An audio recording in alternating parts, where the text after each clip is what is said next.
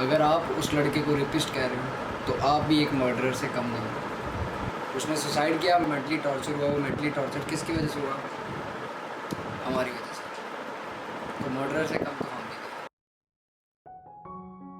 भी। इस समय रात के 1:30 बज रहे हैं and I am shooting this video. मैंने ज़िंदगी में कभी भी कोई कंट्रोवर्सी का हिस्सा नहीं बनना चाहा, ना ही मैं कभी बना हूँ। ये कंट्रोवर्सी जो चल रही है मैं आपको बताना चाहता हूँ, बॉयज़ लॉकर रूम के नाम पे चल रही है। पिछले 2 दिन से इंटरनेट पे इतनी तेज़ी से फैली है जैसे आग मानो लग गई हो। इसके बारे में मैं आज आपसे बात करना चाहता हूँ, कुछ अपने पॉइंट ऑफ व्यू रखना चाहता हूँ, कुछ अपनी थिंकिंग आपके साथ शेयर करना चाहता हूँ। पहले जिन लोगों को नहीं पता है मैं उनको बता दूँ कि बॉयज़ लॉकर रूम एक्चुअल में था क्या और ये एजेंडा क्या था। फ्यू डेज़ अगो कुछ ऐसे स्क्रीनशॉट्स लीक हुए थे जिस स्क्रीनशॉट्स में एक इंस्टाग्राम पे पेज बना हुआ था दिल्ली के या पता नहीं गुड़गांव के लड़कों का। उस ग्रुप में उन्होंने कुछ पर्सनल चैट्स की थी जिसमें लड़कियां भी एडिड थी। प्लीज़ इस बात को ध्यान में रखना, उस ग्रुप में लड़कियां भी एडिड थी। उस ग्रुप में लड़कियों की बॉडी शेमिंग होती थी, लड़कियों के बारे में वल्गर कमेंट्स पास होते थे और लड़कियों के बारे में कुछ बहुत गलत बोला जा रहा था। कुछ भी नहीं, बहुत गलत बोला जा रहा था। कुछ बॉयज़ ने उस ग्रुप में ये तक कह दिया कि हम लड़की का रेप कर देंगे, हम लड़की को ऐसे कर देंगे, वैसे कर देंगे। ये सारा इंसिडेंट हुआ। ये सारा इंसिडेंट एग्जैक्टली 2 साल पहले ये चैट्स हुई हैं। 2 साल बाद ये चैट्स निकल के बाहर आई हैं और 2-3 दिन पहले वायरल होनी शुरू हुई हैं। ये चैट्स कुछ इस तरह से वायरल हुई, ये बात पूरी दुनिया को पता चल गई, नेशनल अथॉरिटीज़ तक को पता चल गई और उन लड़कों के खिलाफ FIR भी दर्ज हो गई, उन लड़कों पे केस भी हो गया, उन लड़कों पे सारे लीगल एक्शंस लेने शुरू हो गए। बट ये सब जब तक हो रहा था तब तक हमारा इंटरनेट ही जज बन गया, हमारा इंटरनेट ही कोर्ट बन गया, हमारे इंटरनेट पे ही फैसला सुना दिया गया कि वो लड़के रेपिस्ट हैं, वो लड़के लड़कियों का रेप करके आए हैं। मैं आप सबको ये चीज़ बताना चाहता हूँ, मुझे नहीं पता आज के ब्लॉग में आप सब लोग मेरे से एग्री करोगे नहीं करोगे, आई डोंट नो। नीचे चीप कमेंट्स भी आ सकते हैं, बहुत लोग मुझे शायद गालियाँ भी देंगे, मोस्टली लड़कियाँ देंगी। मैं सिर्फ कुछ अपना आज पॉइंट ऑफ व्यू सामने रखने जा रहा हूँ एंड उम्मीद करता हूँ आप समझोगे, आपके दिमाग में वो चीज़ शायद मेरे देखने के अंदाज से ये चीज़ बाहर आएगी। अब जिस लड़की के साथ ये हुआ था, 1 या 2 लड़कियां थी, उन लड़कियों ने 2-3 दिन पहले जो ये बात बताई, उन्होंने उन लड़कों को रेपिस्ट घोषित कर दिया। उस ग्रुप में लड़कियां भी थी, उन लड़कियों का कहीं जिक्र नहीं हुआ, उन लड़कियों का कहीं नामो निशान ही नहीं आया, उनको किसी ने मोलेस्टेशन का चार्ज नहीं दिया, उन लड़कियों के बारे में किसी ने कुछ नहीं बोला, बट लड़कों को टारगेट किया गया। मैं 100% एग्री हूँ कि वो लड़कों ने जो चैट्स की वो गलत थी, वो लड़कों ने जो बोला वो गलत था।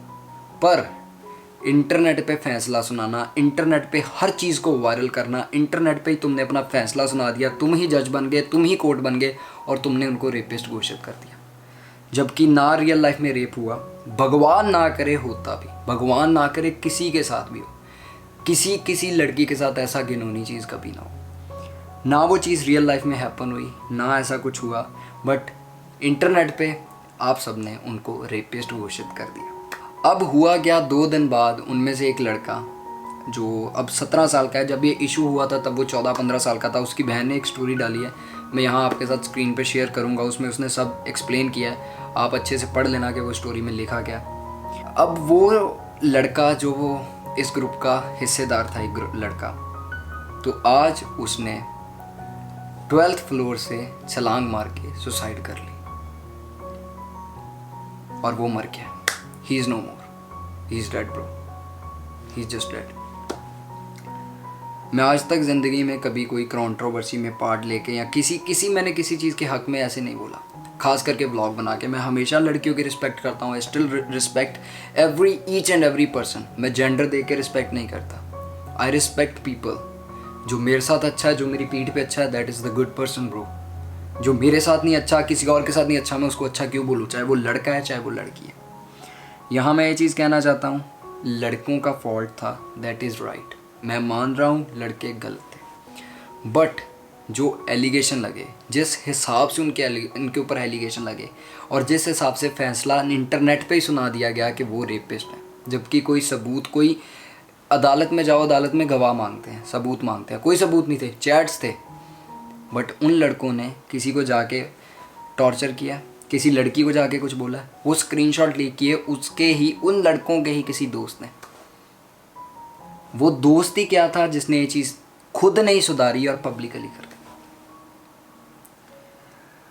मेरे पास वर्ड्स नहीं है, मैं आपको अपनी चीज़ समझा नहीं पा रहा हूँ। मैं बस इतना कहना चाहता हूँ, आजकल की लाइफ में क्या हो गया, इंटरनेट कोर्ट बन गया है, इंटरनेट जज बन गया है, इंटरनेट ही फैसले सुनाता है।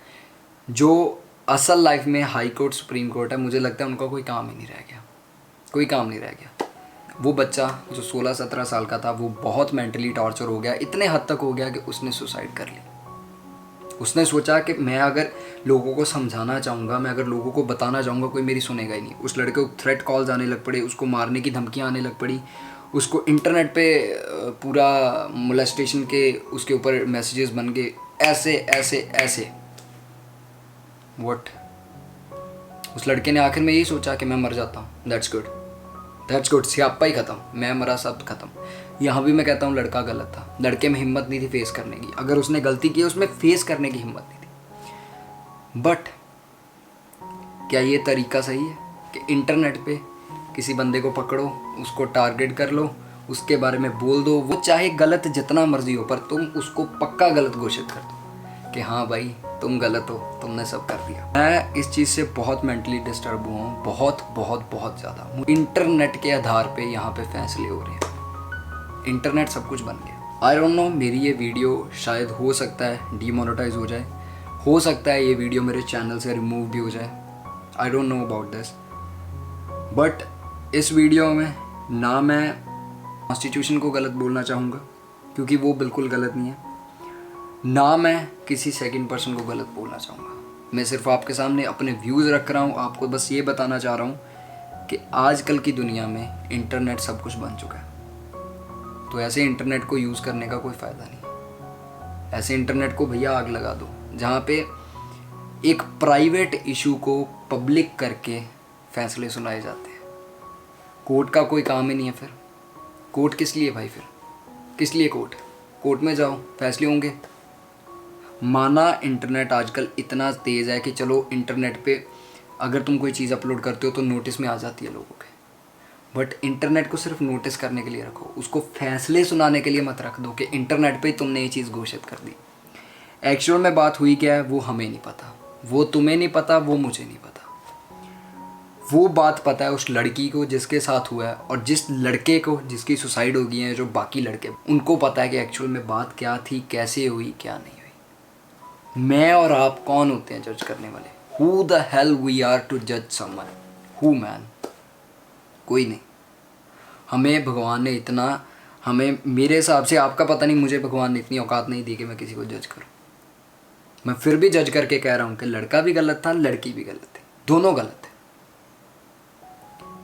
उन लड़कों ने जितना मर्जी लड़की के बारे में गलत बोल दिया है, उनको उस चीज़ की सज़ा मिलेगी, ठीक है, और मिलनी भी चाहिए। बट उन्होंने किसी को घर जाके फिज़िकली हर्ट तो नहीं किया, घर जाके किसी को जान से तो नहीं मारा, घर जाके मेंटली टॉर्चर तो नहीं किया ना, किसी की जान नहीं गई।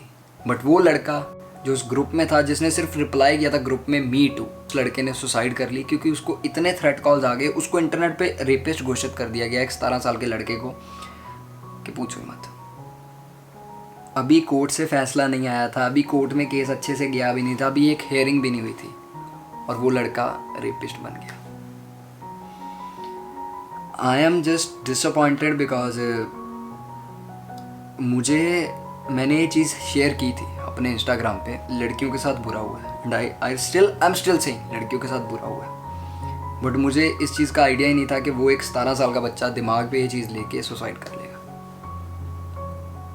आई डोंट नो मैं आपको अपनी बात समझा पा रहा हूँ कि नहीं समझा पा रहा हूँ, बट एंड नोट पे सिर्फ इतना कहना चाहूँगा, इंटरनेट से दूर रहो, इंटरनेट पे फैसले सुनाने भगवान के लिए बंद करो। जिस माँ का बेटा मर गया है उसको उसका बेटा वापस नहीं मिल सकता।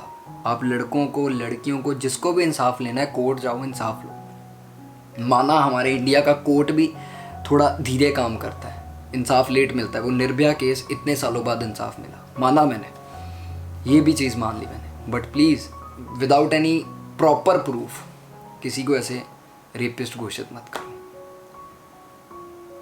अगर आज जैसे वो लड़के ने सुसाइड कर लिया है, उसकी शायद ये बात इतनी वायरल नहीं होगी, बट वही चीज़ भगवान ना करे किसी लड़की के साथ हुई होती, लड़की को किसने मेंटली टॉर्चर किया होता है या कुछ ऐसा किया होता है इंटरनेट पे, और वो लड़की सुसाइड कर लेती, ऐसे वायरल होती। I don't know why this is in our country, I don't know why, but मुझे पर्सनली बहुत बुरा फील हुआ कि आज मैं ये चीज़ देख रहा हूँ। मैं आपको बता नहीं सकता मैं कितना मेंटली डिस्टर्ब हूँ, मैं आपको लिटरली नहीं बता सकता। हम सब ज़िंदगी में गलतियाँ करते हैं, कोई यहाँ दूध का धुला हुआ नहीं है। मैंने बहुत गलतियाँ की हैं, आपने बहुत गलतियाँ की होंगी। उस गलतियों का फ़ैसला कुछ धरती पे यहीं हो जाता है, कुछ वो भगवान करता है। तो खुद भगवान बन के मत फैसले किया करो, हाथ जोड़ के बेनती करता हूँ। एंड जो लड़की के साथ बुरा हुआ है, मैं उसको कहूँगा कि बहन तुझे इंसाफ मिले, मेरी यही दुआ है। और जो लड़के ने सुसाइड कर ली है, ब्रो रेस्ट इन पीस, भगवान तेरी आत्मा को शांति दे।